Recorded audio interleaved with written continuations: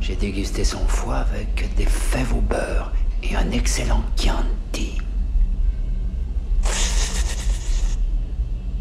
Hey, salut les petits trolls et bienvenue dans ce nouvel opus où l'on va parler de SCP certes, mais également de légendes asiatiques et plus particulièrement de Kitsune.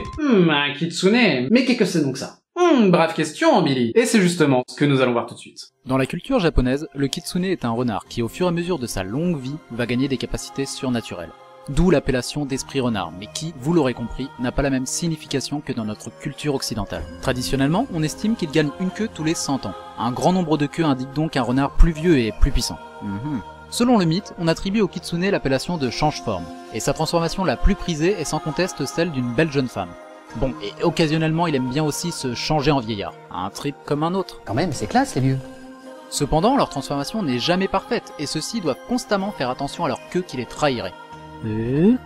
Enfin, après il y a quand même des méthodes pour discerner leur véritable identité, et une des plus courantes serait tout simplement de leur bourrer la gueule, mais genre violent. Comme ça, une fois ivre, ils ne feraient plus attention à ce tubercule velu qui leur ressort du... Enfin bref, et se feraient alors démasquer. Un de leurs autres pouvoirs notables s'intitule Kitsune Tsuki. En gros, c'est un pouvoir de possession. Et en général, la victime serait une jeune femme, oui encore, et l'esprit malin entrerait en elle en passant alors soit sous ses ongles ou à travers sa poitrine. Pour extraire l'esprit malin, on recourrait alors à un exorcisme. La truie est à moi. Baise-moi.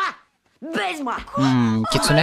Kitsune. Oh, s'il vous plaît, Saint YouTube, ne démonétisez pas ma vidéo. Cette dernière séquence était certes un peu vulgaire, je le confesse, mais seulement à visée humoristique et en aucun cas dans le but de heurter la sensibilité de qui que ce soit. Donc s'il te plaît, sois gentil, pas méchant, car ce n'est pas très gentil d'être méchant. Amen. Bref, sur ce, et après ces petites explications, il serait peut-être temps de passer au sujet principal de cette vidéo, c'est-à-dire, le SCP. SCP-953 serait un renard roux apparemment de sexe féminin, pesant un peu moins qu'une quinzaine de kilos et possédant, à la différence du reste de son espèce présumée, non pas une mais 9 queues, ainsi que des propriétés polymorphes qui, si encore à ce jour restent inexpliquées, lui permettraient de prendre diverses formes. La plus courante restant toutefois celle de jeunes femmes coréennes qu'on pourrait qualifier de plutôt attrayantes. Oui, c'est un peu le métamorphe des SCP quoi. tous, SCP. Mais alors, pourquoi Keter? C'est plutôt kawaii un kitsune, non? Eh bien, au vu des transformations qu'il prend habituellement, je dirais que non. Enfin, en tout cas, c'est pas le mot qui me viendrait directement en tête, quoi. Mais par contre, au vu des fanarts sur ce dernier, je dirais que pour certains, apparemment, oui. Et effectivement.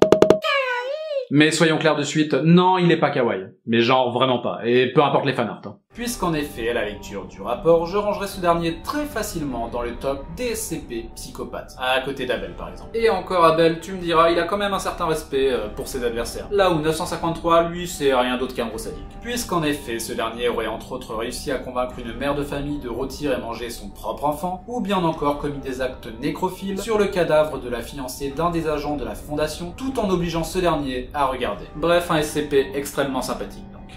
A noter que pour arriver à ses fins, l'entité posséderait en plus de ses capacités polymorphiques, un certain talent pour la suggestion et la télépathie, et ce qui expliquerait ses 6 déconfinements réussis depuis sa récupération par la Fondation. Comme lors de sa dernière évasion par exemple, où 953 a juste exécuté plus d'une vingtaine de personnes lors d'une convention, et s'est ensuite débrouillé pour qu'une partie des dites victimes soit servie comme plat principal lors du banquet au reste des participants. Bon, après attention, parce que si jusque-là je me suis permis de le désigner en tant que Kitsune, il faut savoir que si ce dernier m'entendait, il me défoncerait littéralement ma petite gueule. Et sans floriture. Et d'ailleurs, le personnel s'en occupant a reçu l'ordre de s'y référer en tant que Kumio et non pas à Kitsune, au risque de le vénère violent. Parce que oui, certes, ça se ressemble, mais c'est pas non plus exactement la même chose. Le Kumio étant en gros la version coréenne du Kitsune, mais qui, à la différence de son homologue nippon, serait toujours décrit comme un être maléfique, là où la version japonaise reste plus nuancée. D'ailleurs, sa méthode de mise à mort préférée, comme précisé sur le rapport, étant la perforation à main nue de l'abdomen de sa victime avant d'en retirer le foie et de le déguster. Et ça encore, c'est quand il est pressé, hein. Parce que si tu lui en laisses le temps, il prendra un malin plaisir à exercer toute sa créativité sur ta petite gueule. Et clairement, non, t'as pas envie de voir ça. Bon, après, certes, il est dégueulasse, mais bon, à l'échelle de l'humanité, c'est pas non plus le pire SCP qu'on ait pu voir jusque-là. Comme nous le rappelle d'ailleurs l'addendum numéro 4. Les membres du personnel affectés à SCP-953 devront suivre toutes les instructions d'interaction avec l'objet, peu importe qu'elles puissent paraître surprenantes ou arbitraires.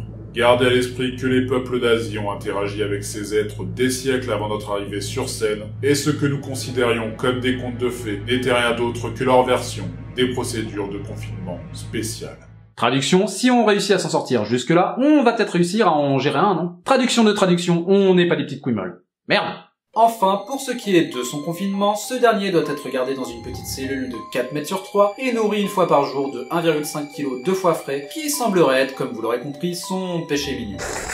À noter en passant que tout produit à destination de l'entité, tel que sa nourriture, mais également récompenses pour bonne conduite telles que du vin ou bien encore des livres, doivent lui être apportés à l'aide d'un robot automatisé, puisque tout contact direct avec l'entité reste strictement interdit. Et surtout mon petit troll, qu'il ne faut pas oublier que ce dernier peut prendre n'importe quelle forme, comme celle d'un agent par exemple, et donc une fois sorti, tu comprends bien que ça peut vite devenir extrêmement compliqué pour l'identifier.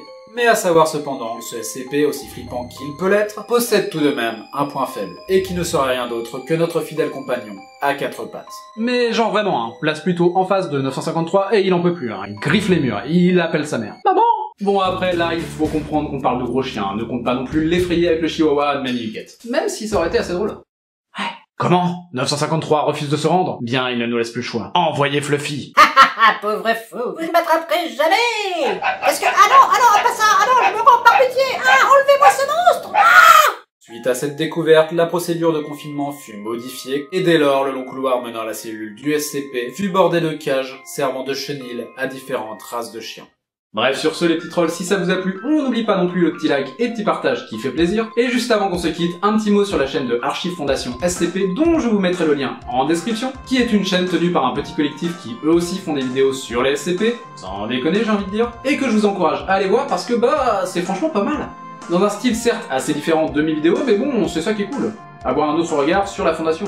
Ah oui, et en passant, je vous mettrai aussi le lien vers la vidéo qu'on avait fait ensemble avec Ninjax à l'époque sur l'insurrection du chaos. Donc voilà, faites-vous plaisir. Allez, sur ce, et pour finir cette vidéo sur une touche un petit peu plus kawaii là pour le coup, je vous laisse sur ma fille qui kiffe sur du Necfeu. Ciao.